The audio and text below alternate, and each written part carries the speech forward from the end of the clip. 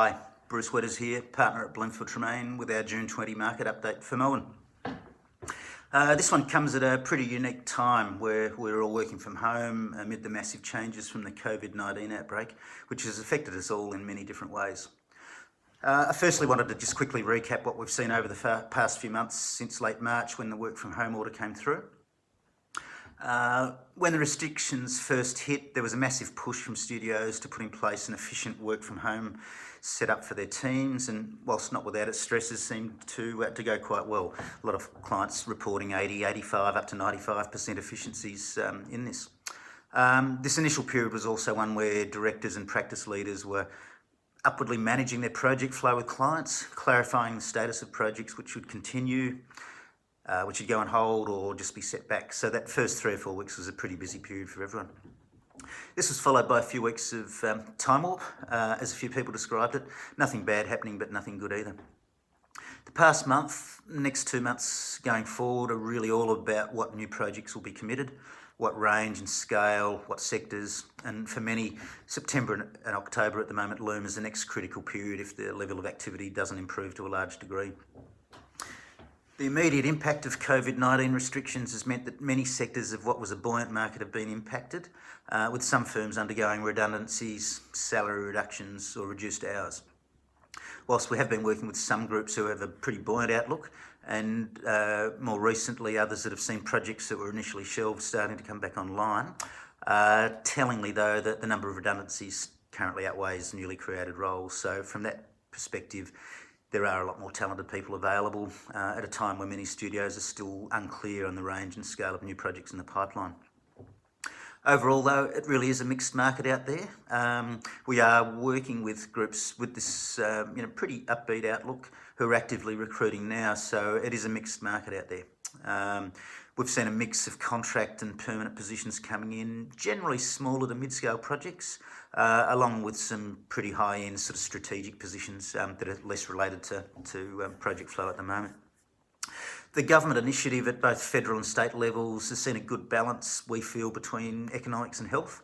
And to be honest, there's no place I'd rather be at the moment than Australia. But we will need to see governments take an immediate and key role in committing new projects across education, social housing, health, along with opening up channels on privately funded development, really to get activity moving to a reasonable level as soon as possible. We all know how much of an indicator architecture activity is to the broader economy a few months down the track, so it's pretty important. There's no denying that this has been a sizable downturn with an almost immediate impact for many.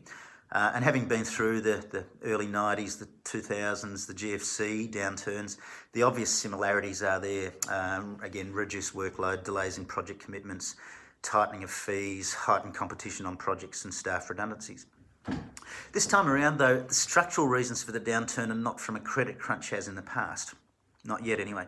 And in this respect, sectors that are often seen as safe have been hit as well. University sector is an obvious example. Australia is such an international society now, and whilst the COVID curve locally has flattened, which is great from a health perspective, we will still need to see the same occur internationally before we see our borders open again to international students, tourism and ultimately migration. But these will be the final areas that will need to fall in place before a full resumption of activity from an economic point of view.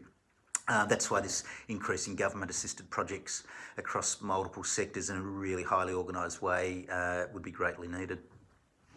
JobKeeper's been great in its intent and has helped quite a few studios, although the nature of many larger practices means that not all have become eligible due to the larger project flow, so it hasn't helped all studios at this stage.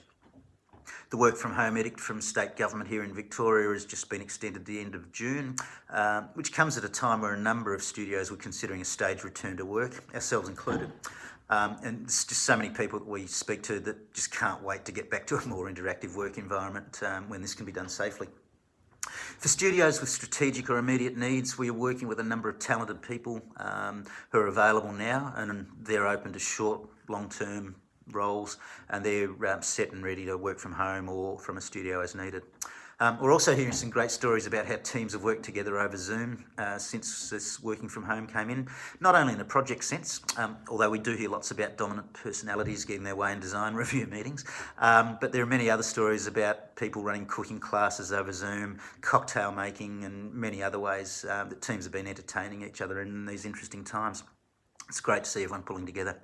Anyway, thanks for looking in. Hope the last few minutes have given a bit of an insight into how we're seeing the market at the moment. On a final note, the team at Bloomfield Tremaine understand that these are difficult times for many and will continue to be so. We are here to help, and if we can assist in any way, please let us know. Thanks for having a look.